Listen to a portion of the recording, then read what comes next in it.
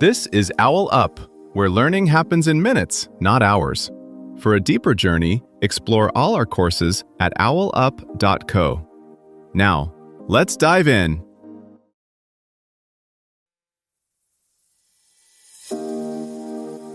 Welcome to Chapter 4 of Poker Strategy, Think in Probabilities, where we're diving into the fascinating world of reading your opponents through their relationship with math. Today we're exploring how players unconsciously reveal the strength of their hands through probability-based behaviors that most people completely miss. Let's get into it. In live poker databases, players who blend math with reading people quietly win more over time. One player tanks on the river, hand shaking, then overbets.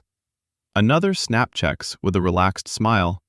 Same board, same pot odds, but your decision should be completely different.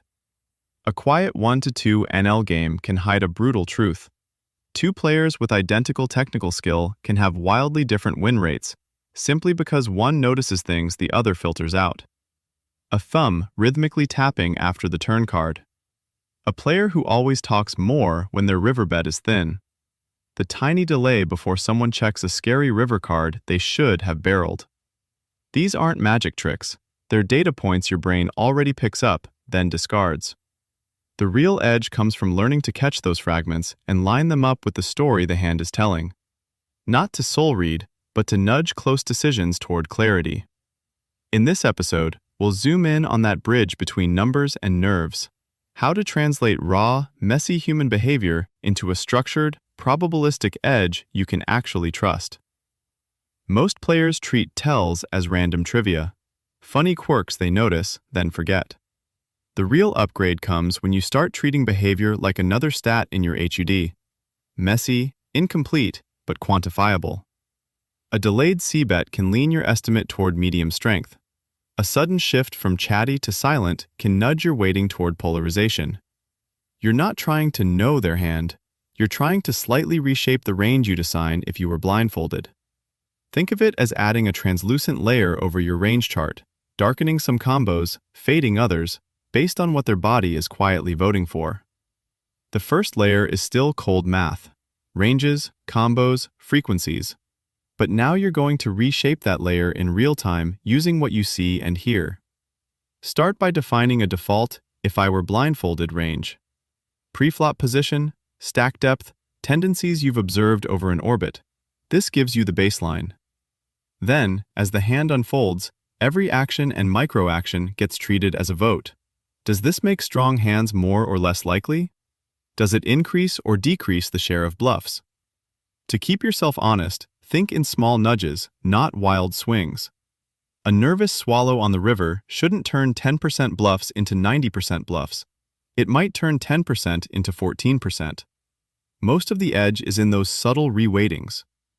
A simple three-step filter helps. 1. Timing. Is their decision faster or slower than their personal norm? A player who normally snap checks but now tanks before checking has done something unusual. Unusual usually means polarized. You don't know which side yet, you just know the middle of their range probably shrank. 2. Consistency. Does the behavior match past showdowns?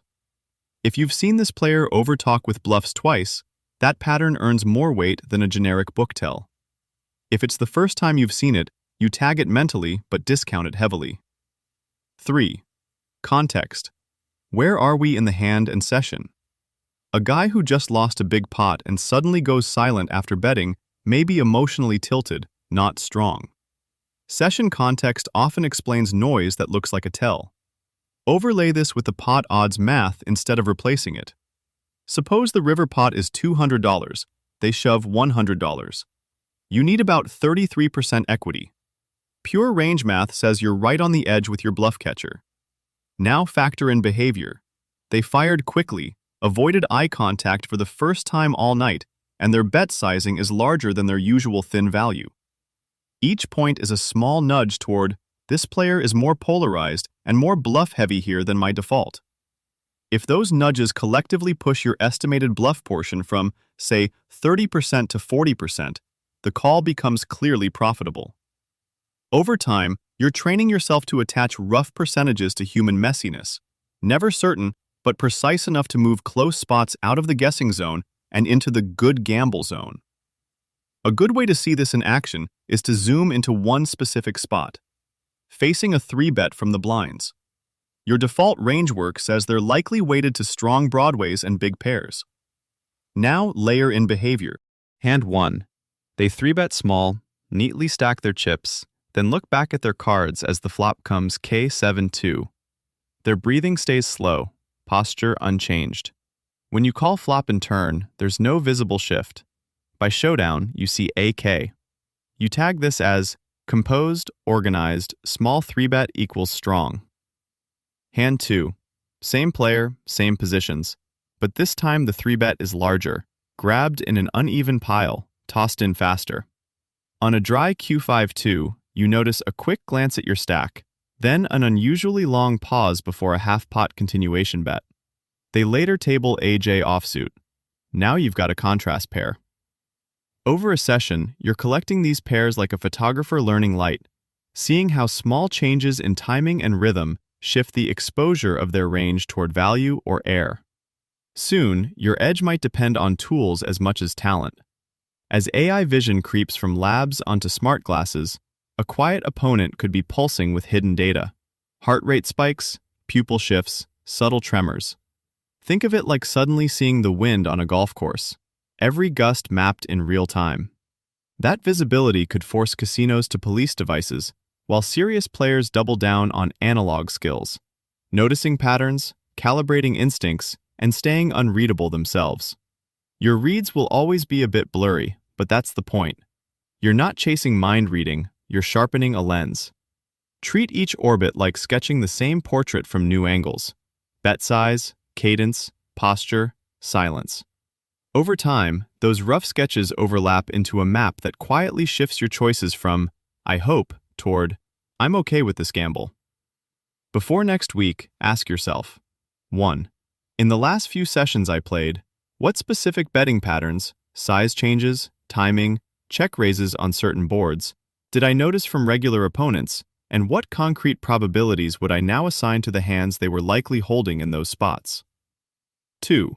The next time someone makes an unusual line, like an overbet on the river or a limp, re-raise preflop, how will I pause in real time and run through at least 2 plausible ranges for them, assigning rough percentages instead of just going with a feeling? 3. After my next session, which 2 to 3 hands will I review in detail to ask, given the actions on each street, what was the most probable hand range they had? And did my decision actually match the math of that probability? This was OwlUp, your daily step forward.